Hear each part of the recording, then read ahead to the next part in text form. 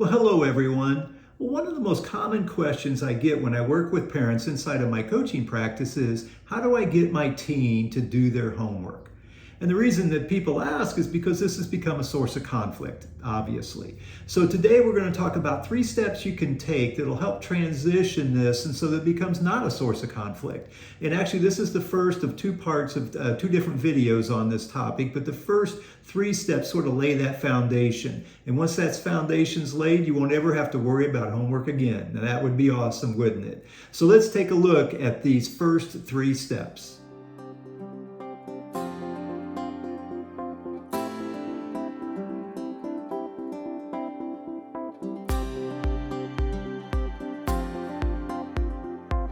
So in this video, we're going to talk about 3 steps that you can take to help reduce the conflict and even eliminate that conflict that you might be having with your teenager about getting their homework done. Before we jump into that though, I just wanted to remind everybody that I create regular content for parents with teenagers on this channel, so I'd really love for you to subscribe so you can get that content as it gets produced. I do it on a weekly basis. And then secondly, if you could like this video, especially if you found value, that would be awesome, because the goal is to help to build and develop this community of parents that are really working to do a better job with their teenagers.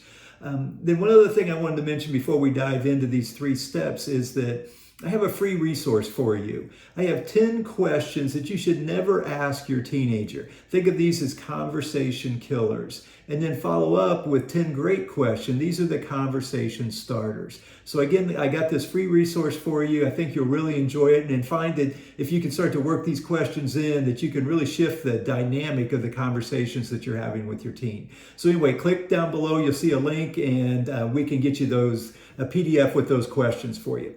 So anyway, let's dive into these 3 steps that you can take to help reduce the conflict around homework. So the first step is about reframing or shifting perspective. One of my big things I like to talk to with people is that a change in perspective changes everything. And so this first step is going to be around your perspective when it comes to your teenager and their homework. And then the second step is around building connection and really working to develop that connection. And the reason that's so important is because you can't influence your teen if you don't have a strong connection. So step number 2 is around building connection. And then finally, the last step is having that transition conversation about how do you shift that responsibility. So anyway, those are the 3 steps we're going to talk about. So let's dive into step number 1. So the first step we're going to talk about is reframing your perspective around your teenager and their homework. And this is really critical, and actually this reaches well beyond just homework, but we'll use this example as a way to sort of introduce this idea.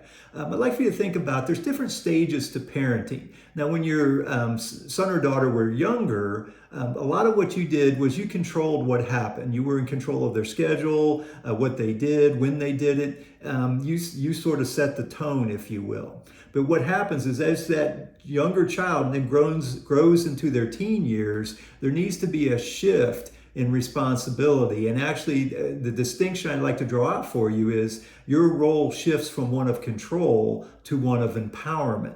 I want you to think of in terms of how do I empower my teenager to do their absolute best. And actually, 90% of the conflict that we see between teens and parents is a struggle over control. It's the parent being comfortable to let go of that control and shifting their mindset into more of an empowerment mindset. And it's a different skill set, if you will. When you shift to empowerment, you have to adopt some different skills and look and approach things a little bit differently. So the first distinction here in shifting the mindset is I want you to think about letting go of your need to control what your teen's doing, especially when it comes to homework, which is what we're talking about, and shifting your perspective to one of how can I empower them to do their homework and do their absolute best. So step number 1 is that reframe, shift from control to empowerment.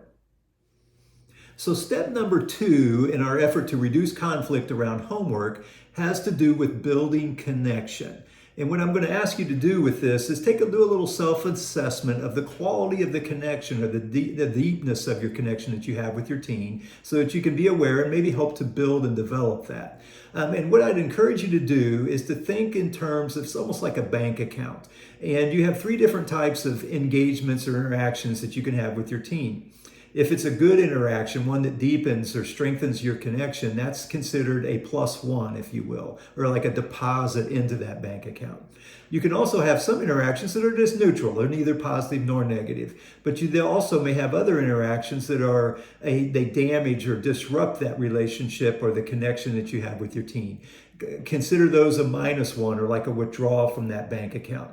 So what I want to ask you to do is over the last week or so, go back and do a little bit of an inventory or self-assessment of your different interactions and give yourself a +1 for the good ones and a -1 for the bad ones and see what your balance is. Do you have a positive balance? Do you have a quality relationship? That positive balance reflects the quality of relationship or connection. Or is your balance negative?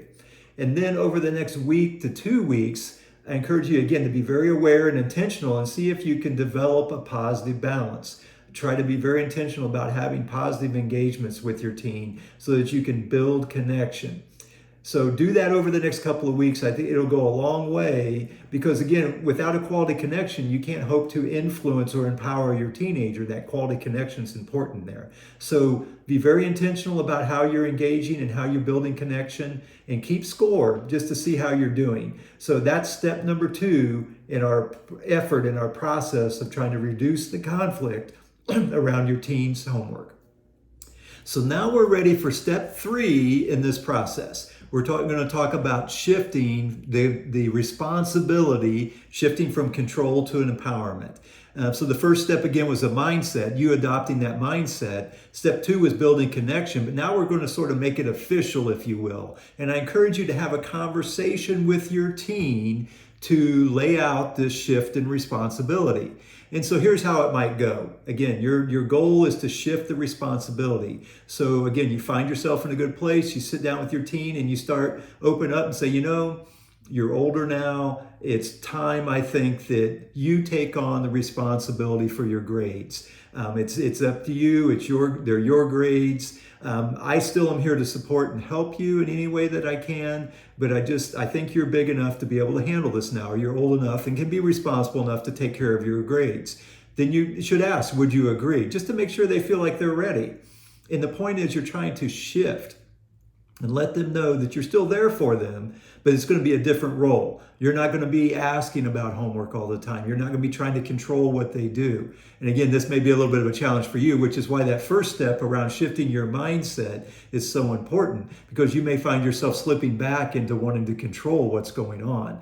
But in order to really make this work, your mindset has to be solid on, I'm going to work to empower. Communicate that to your teen. Make sure they're good with it. And let them know, okay, we're shifting this responsibility to you. It's up to you to now take control, if you will. I'm here in a supportive role as a coach and a mentor, but it's going to be up to you. And those results will be your results then. The teen needs to take that on. So the final step is to have that conversation that sort of officially moves that responsibility from you to them. It communicates it to them, but again, for you got to be willing to let go of that responsibility and again, make that shift also. And it's okay if you bounce back, if you slip or make a mistake and you find yourself shifting back into more trying to control what's going on. Just catch yourself, be aware, and try to move back. And actually, if you do that, you may find that a little conflict pops back up and it damages the relationship. Remember, step number 2 was building that relationship. If you damage it, just go back and acknowledge it. Say, hey, you know what? I slipped back into wanting to control this. I know that's not really what's best for both of us. This is your responsibility. I'm going to try to do better going forward. Hope you're okay with that. Have a little apology. That reconnects, rebuilds that relationship, and you're ready to move forward. So anyway, step number 3 is to officially transfer that responsibility over to your teen and do it with a conversation that sort of says, okay, from here on out, it's going to be up to you.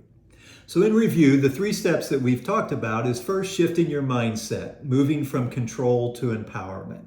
And then the second step was around building connection, deepening that relationship with your child so you're in a position to actually influence or empower them. And then finally, we talked about shifting or transferring that responsibility, making it official over to your child. So those are the 3 steps. They're going to help, and hopefully you can see how these will reduce the conflict that you might be experiencing around homework, because it's a different role now. You've shifted that perspective some. Now, I know what some of you are thinking. You're going to say, well, what if they don't do the work? What if they start to get bad grades? I mean, you have all these fears that start to pop up that they're not going to be able to accomplish what they need to without you being there to do it for them. I just want to encourage you to have some faith in your team. They can accomplish a lot more than you might be thinking that they can. And secondly, if they are going to fail and have some failure, if you will, it's better that they do it when they're young than later on when they're in their 20s and 30s. Let's say they get that first job and then they're struggling because they never really understood how to take responsibility for their results. So we're trying to position them to be able to go out into the world as an adult and be effective and have a purposeful and meaningful life later on as well. So in order to do that, we have to let them and be willing to let them make a few mistakes along the way, because that's the best way for them to learn. And the only way we can do that is if we shift that responsibility to them and then let them grow and learn with us there in support as a coach. And actually, I've got a follow-up video to this where we talk a little bit more about that coaching role and how that would fit into this. So be sure to check that out as well. So anyway, I hope you found this helpful. I really appreciate you taking the time to watch and engage with these videos. Again, we've got that resource for you, those 10 questions to never ask your teen, the conversation killers, as well as those 10 great questions, the conversation starters. And again, I encourage you to check that out. You start working these questions in, you might be amazed at the conversations you can have with your teen, just how engaging they can be within just a few days when you start to work some of these in. So click that link below and get that free resource. So again, it's truly an honor to be able to serve you as you move along your parenting journey. And until next time, remember, a change in perspective changes everything.